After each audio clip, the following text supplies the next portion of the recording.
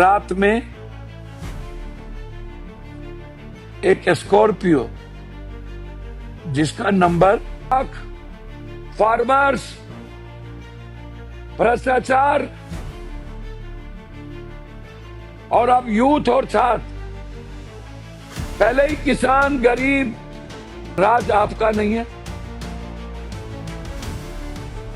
बच्चे की कोई जाति धर्म और मजहब होगी, बच्चे अपने सपने के लिए पागल है और उसके बाद बच्चों को रौंदना, बच्चों को मिटाना, बच्चों को जेल भेजना, बच्चों के भविष्य के साथ खिलवाड़ करना, पहले ही आप बच्चों के भविष्य को मिटा चुके हो।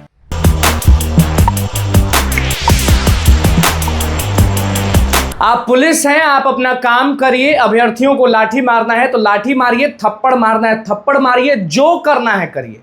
यही है ना बिहार पुलिस। नमस्कार, मैं हूं अनुकुल तिवारी और आप वॉइस हब देख रहे हैं।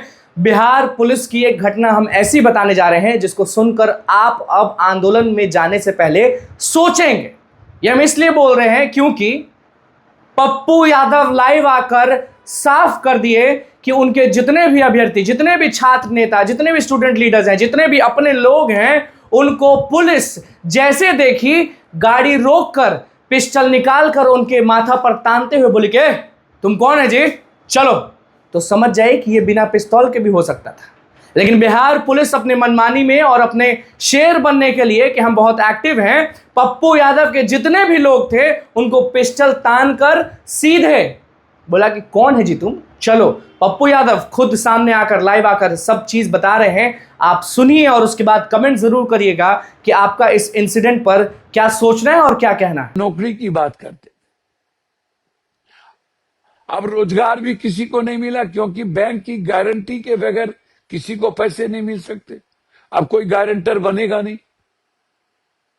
किसी कीमत पे, तो आप किस आधार पर इनसे भरोसा करिए। इतने बड़ी बड़ी घटनाओं के बाद जब सारी संस्थाएं कैद हो गई, सारी व्यवस्था कैद हो गई, हमारे सीआरपी बीएसएफ सब संप्रदायवाद से लगता है ग्रसित हो गया। लगता है वो संविधान के लिए वर्दी पहना ही नहीं है, कानून का वो रखवाला ही नहीं है, किसी सत्ता और किसी पार्टी का वो रक्षक हो गया।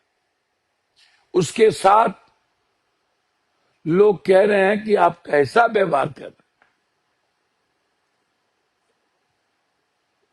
मैं कहूंगा हमारे बच्चों को कि अपने शासन प्रशासन की किसी भी चीजों को क्षति मत करिए। मैं हाथ जोड़ता हूं, पुलिस पे हमला मत करिए, वो भाई है। जो वो कर रहे हैं फिर हमारे में और उनमें क्या फर्क पड़ेगा। हम दोनों एक ही तरह के हो जाएंगे, कोई फर्क नहीं होगा। वो बच्चों को बूट के तले रौंद रहे हैं। कल उन्होंने मेरी एक बेटी को पटना में, आपको आश्चर्य होगा,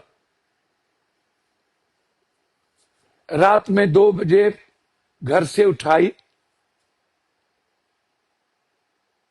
एनयूसीआई की वो छात्र लीडर थी। रात भर पूरी पटना में बच्चों को रौंदा गया है, उठाया गया है। कल 50 बच्चों को उठाया गया और हमारे छात्र लीडर शांतनु शेखर, जो पटना यूनिवर्सिटी के इलेक्टेड अध्यक्ष हैं, आपको आश्चर्य होगा, रात में उन्हें, आपको अब देखिएगा, तो रात में सारे बच्चों को दिन में भेज दिया गया जेल। बच्चों के भविष्य बर्बाद कर दिए गए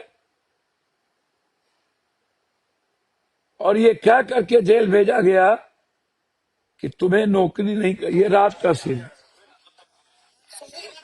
ये जेल ये रात में जेल ले गए हैं, रात में।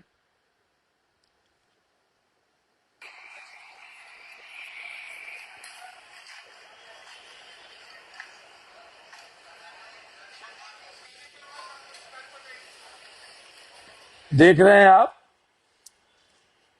ये रात में 1 बजे शांतनु शेखर जी को ये सीजीएम के पास उपस्थिति की। इन्हें परसों रात गिरफ्तार किया, रात भर टॉर्चर किया, कल दिन भर टॉर्चर किया, और रात में इनको भद्दी भद्दी गालियां दी गई कि तुम्हारी जिंदगी तबाह कर दे। आपको आश्चर्य होगा, कल रात में एक स्कॉर्पियो जिसका number BR01C K9071, white Scorpio black शीशा में 7-8 सिविल में, जो आजकल गुंडे हैं जिसको कहा जाता है STF, वो छात्र लीडर को रिवॉल्वर सटा के नाम पूछ रहे थे, सभी छात्र लीडरों को। ये गुंडई की सीमा पार नहीं कर गए? क्या हम इसका जवाब लाठी से दें? अपने भाई को गाली गलौज करके दें? शांति प्रिय आंदोलन पूरा देश में हो रहा है। कल जो कटिहार, बेगूसराय, दरभंगा में पुलिस के द्वारा किया गया, वह आप देखते। नालंदा में किस पर भरोसा किया जाए? संजय मुखिया जो पेपर क्वेश्चन रिकॉर्ड के मास्टर ब्रेन है, सीबीआई ने उन्हें क्लीन चिट दे दी। सीबीआई ने उन्हें क्लीन चिट दे दी। क्या किनसे न्याय की उम्मीद करेंगे आप? जो वादा करके 1100 किसान डेथ कर गए, तब यह व्यक्ति आज तक वादा करके एमएसपी लागू नहीं किया।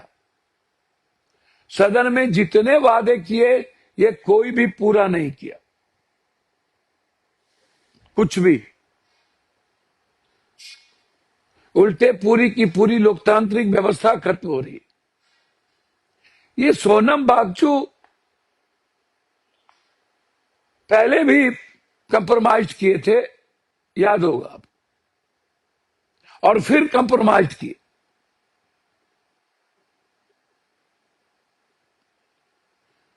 क्या सत्ता का और व्यक्ति का चरित्र है। और ये बात 3 दिन पहले मैं आपसे कह चुका था, ये होगा। पूरे देश के बच्चों पर लाठियां चल रही है और ये कंप्रोमाइज कर लिए।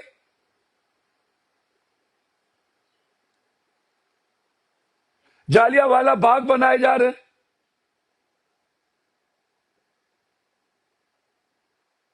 ये जितनी एंकर है, क्या क्या बकी जा रही है। सीता, गणेश, राम, जिन्होंने गद्दारी की, जिन्होंने बेचा, जो भगवान का राजनीतिकरण किया, जिन्होंने आस्था का खंजर भोंका, अब ये क्या कर रहे हैं? जितने ब्रोकर हैं सबको 1-1, 2-2 लाख रुपया दे रहे और कह रहे तुम नैरेटिव ये सेट करो, सरकार अच्छा, और वो नैरेटिव भी सरकारी दे रहा है। और ये आंदोलन गलत, छात्र गलत, कह रहे डिबेट करने के लिए तैयार है वो। क्या हिंदुस्तान की जनता को नरेंद्र मोदी जी पर भरोसा है? क्या हिंदुस्तान की जनता को नरेंद्र मोदी जी पर विश्वास है?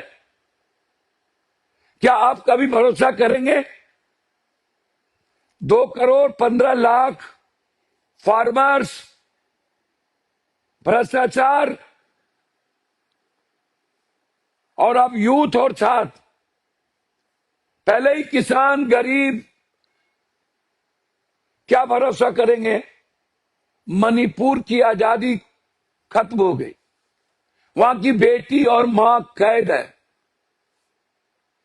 एक बार भी देश के प्रधानमंत्री ने मणिपुर, क्योंकि वहां एक ही दो ही मात्र लोकसभा संसद है, वहां इनकी चिंता नहीं है, क्योंकि दो लोकसभा से कुछ नहीं जाता।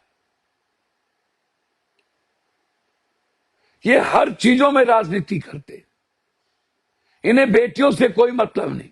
क्या हुआ अंकिता बलात्कार केस में उत्तराखंड में, आप मुझे बताओ, किस बात पर भरोसा करोगे?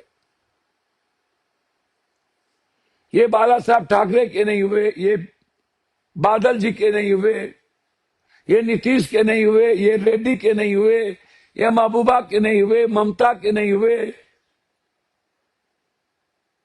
ये नया नया दोष ढूंढते रहते, नए नए रास्ते निकालते हैं कि कैसे झूठ बोला जाए, कैसे आवाज किया जाए, बच्चों को कैसे दिग्भ्रमित किया जाए, पब्लिक को कैसे फूट डालो, राज करो। इनकी प्रवृत्ति है फूट डालने की। कल जो रात में एक बच्ची को थाना में ला के टॉर्चर किया गया और फिर सुबह 3 बजे उसको लिखित लेके छोड़ा गया कि तुम पटना में आज नहीं निकलोगी, नहीं तो तुमको एफआईआर करके सजा देंगे। ये पिस्टल लगा के रात भर स्कॉर्पियो पर बच्चों को तंग करना,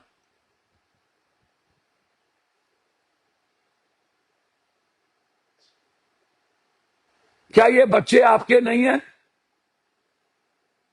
मैं मुख्यमंत्री जी से आग्रह करना चाहूंगा, क्या वो राज आपका नहीं है?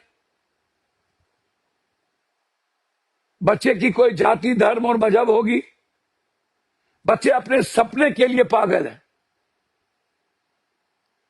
और उसके बाद बच्चों को रौंदना, बच्चों को मिटाना, बच्चों को जेल भेजना, बच्चों के भविष्य के साथ खिलवाड़ करना।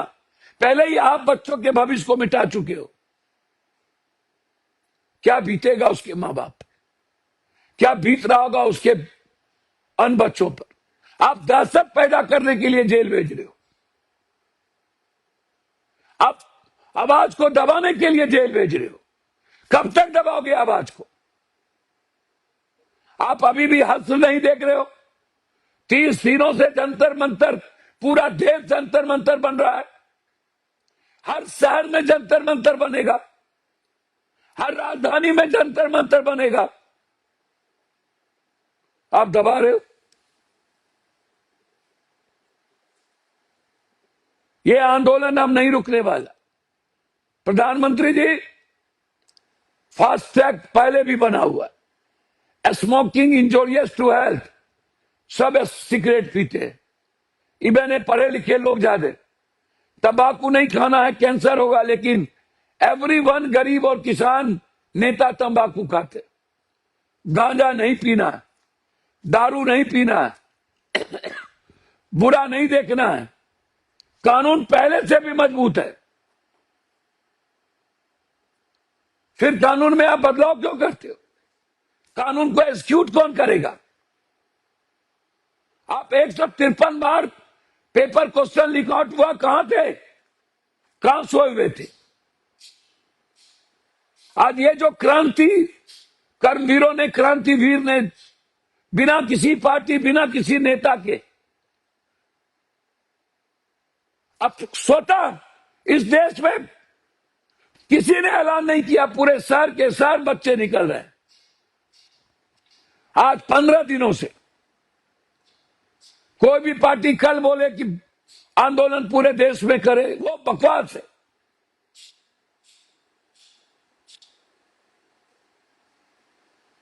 आप पर क्यों भरोसा करें?